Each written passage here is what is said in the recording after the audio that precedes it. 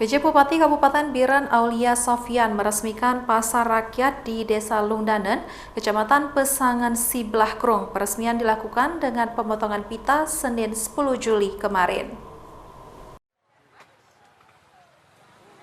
Dengan adanya pasar rakyat ini, perekonomian masyarakat Pesangan Siblah Krung dapat meningkat. Sebelum ada gedung pasar rakyat yang diresmikan, para pedagang berjualan di pinggir jalan sehingga sering terjadi kemacetan di seputaran pasar ini. Kegiatan peresmian perdana pembukaan pasar rakyat Lungdanen oleh Bapak Pejabat Bupati Biren dan juga dari tokoh-tokoh masyarakat, termasuk Ketua DPR Bupati Siblah Krung, juga ada hadir Muspika, Pak Pospol, Pak Kramil, Pak Ketua Gisi, tokoh-tokoh masyarakat semua. Bupati mengharapkan kepada kita supaya pasar yang dibangun oleh dana pusat APBN ini supaya hidup itu berfungsi kegiatan untuk peningkatan ekonomi masyarakat. Kata kami khusus untuk pasar mingguan.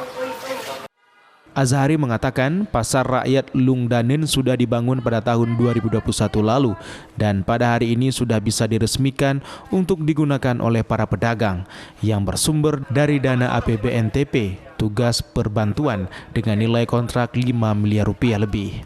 Jumlah kios di pasar rakyat Lungdanen tersebut sebanyak 35 unit dan lapak pedagang ikan serta lapak dagang sayur sebanyak 168 unit. Pasar rakyat ini akan diaktifkan setiap seminggu sekali pada hari Senin atau hari pekan yang ditetapkan pada hari Senin di kecamatan tersebut. Dari Kabupaten Biren, Musradi, iNews melaporkan.